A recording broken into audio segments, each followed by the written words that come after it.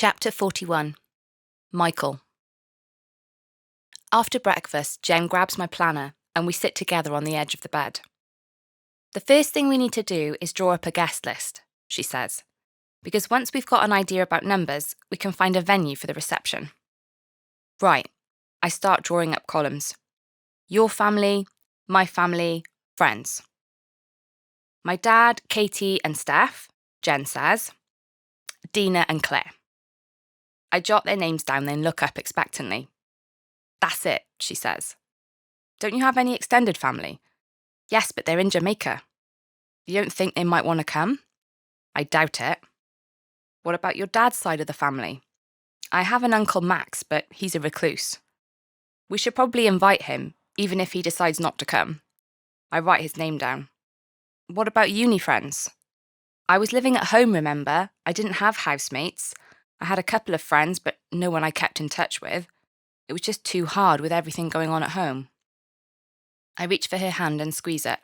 She's had such a tough time with her mum dying and having to look after her sister. You write down your side now. I start with my parents, Rachel, then my aunts and uncles, cousins, grandma, Dan, Louise, Alex and Kyle. Already this list is looking very unbalanced. What about David? I ask, knowing what Jen's reaction will be. No way. I feel bad, but I can probably fob him off with close family only or something along those lines. It's about 25 people. I total it up so far. What do you think? That's great, Jen nods. It's small, manageable, keeps costs low. Now let's look at the venues. Using my laptop, we view all the hotels and country clubs in the area, but every single one of them is booked already.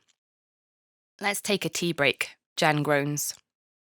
I bring the notebook down with us, thinking I can scribble a few extra ideas while the kettle boils.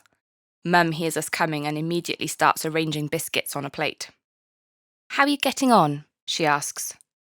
We drew up a guest list, I tell her, but all the venues are booked. Can I see? I hand her the notebook. She scans through the names, her brow furrowed. It's quite a small list. She looks at me questioningly. It might be good to go over it together sometime.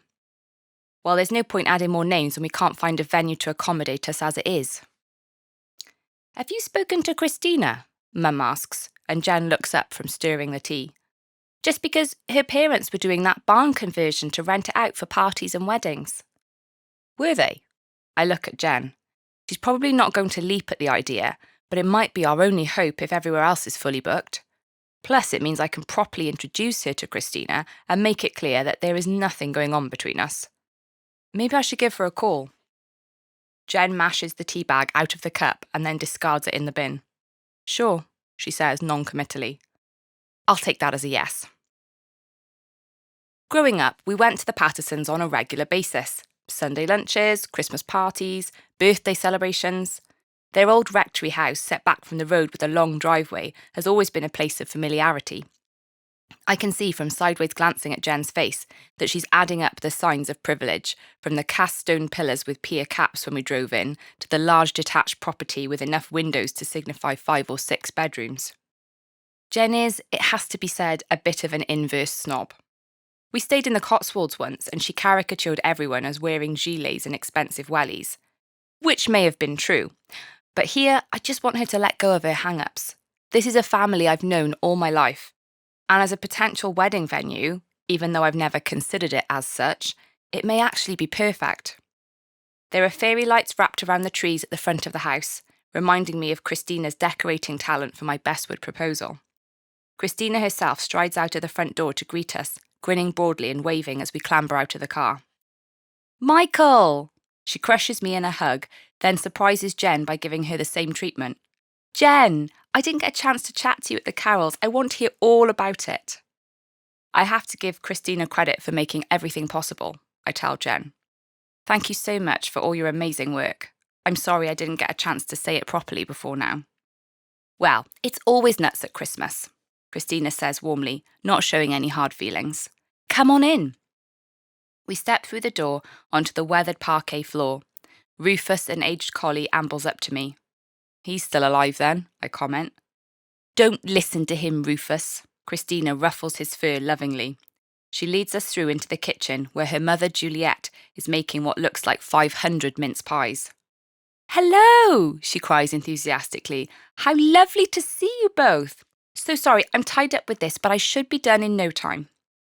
"Wow, that's a lot of mince pies," Jen comments, looking overawed at the neat duplicated rows across the work surfaces. "Mum started a catering club a few months ago," Christina explains, putting the kettle on. "Your mum's been going?" "Ah, that would explain the sudden penchant for gourmet." "She's very talented. She's always been an excellent cook," Juliet says, spooning mincemeat into pastry cases. Then Mum thought that maybe the club could turn into a business, given that the quality was so high. "Well, people need caterers, and I thought, why not? We're all retired, we've got time, and we enjoy it," Juliet added. "Nothing too full on, just a few parties now and then."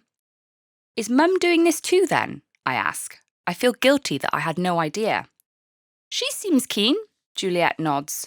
"Of course, I don't need everyone to help with every order. I can see who's available and we work it out between us." Since taking early retirement, I definitely think Mum has been left with a lot of unexpended energy. I make a note to ask her more about this later. "And it also ties in nicely with the barn," Christina says, offering us chairs at the solid oak table and opening up a laptop. She clicks a few pages, then swivels it round to show us a crisp, modern website with an artistic impression of a barn conversion as the centre image.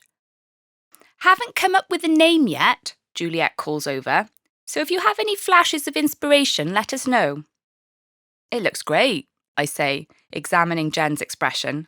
Her face seems neutral at least, albeit not abounding in positivity. "So, is it on site here?" Jen asks. "Yes, I can show you in a bit," Christina explains. "It's around the back of the house. We thought we'd convert it to a venue so people can hire it for events. Then potentially with Mum's catering, we could offer that as part of the service, but more bespoke than a hotel." Jen's eyes are wide as saucers, and I get it. It's the kind of ambitious project that few families would have the drive, resources, or opportunity to even contemplate. But this could be the exact solution we need for a reception venue and catering, and in the grounds of the home of a close family friend. I just hope she can see the obvious perks of this arrangement, rather than just her mistrust of Christina and generally upper middle class people. "Have you thought about what kind of food you want?" Christina asks Jen. "Well, I hate canapes," Jen begins, and I wince inwardly. "I think wedding food needs to be substantial without being pretentious." "Sure." Christina seems unfazed by Jen's judgy tone. "Have a look at this sample menu."